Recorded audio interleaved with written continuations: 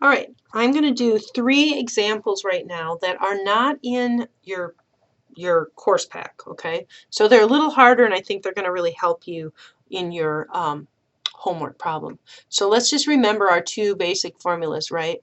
F is equal to P times 1 plus I to the n, and P is equal to F times 1 plus I to the negative n, okay? Now remember our functional notation.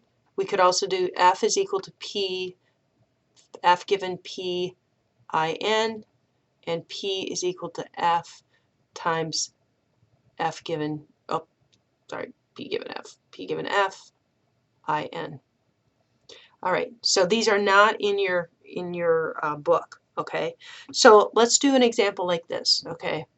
We know that we are going to invest $5,000, and I know that when I'm done, I need to pull out $5,350.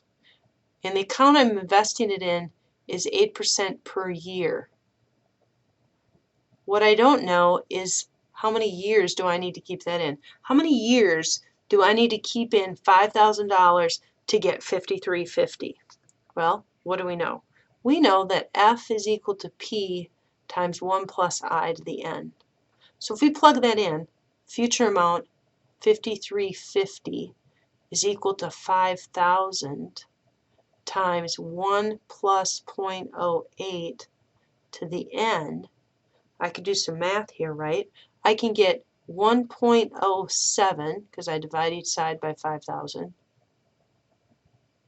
is equal to 1.08 raised to the n.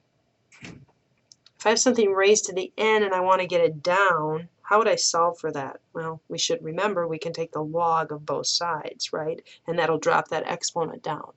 So the log of 1.07 is equal to n times the log of 1.08. Divide by the log of 1.08, n is going to equal 0.878 years. Well, what does that mean? Okay, it's about 10 months. But we can just go times 12 months per year, and we can see that it is 10.5 months. It asks for years. Here's the answer. But it's hard for me to think 0.878 years when we have 12 months in a year, so 10.5 months. Okay? There's one way to use the formulas that we never talked about. We can just backwards it out to find any of those variables, n or I, right? You can find I too. If you invest it for 5 years, what's the I you need? Okay? Here's the second problem. I'm going to give you this funky cash flow. We're going to invest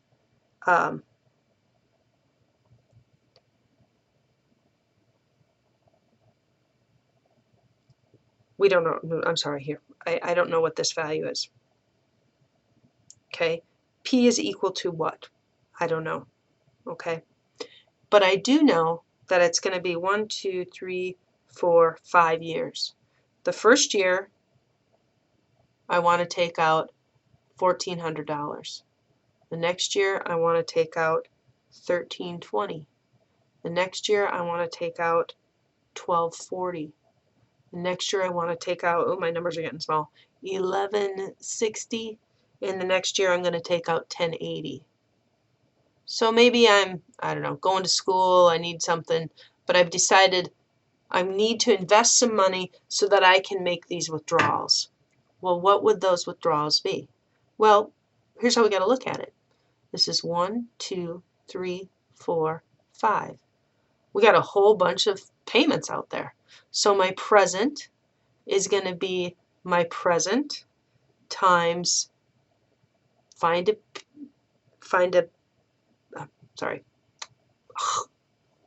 me start over. My present is going to be F times find a P given an F, I1 plus F, find a P given an F, I2 plus F, find a P given an F, I3 plus F, find a P given an F, I4 plus F, find a P given an F, given an I, 5. Okay, I can plug and chug here. I know that my first F is 1400. Find a P given an F. The interest rate here was 8%. Nope, sorry, 10%.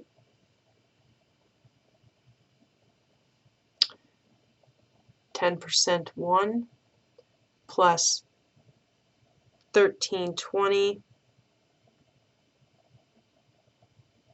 P given an F.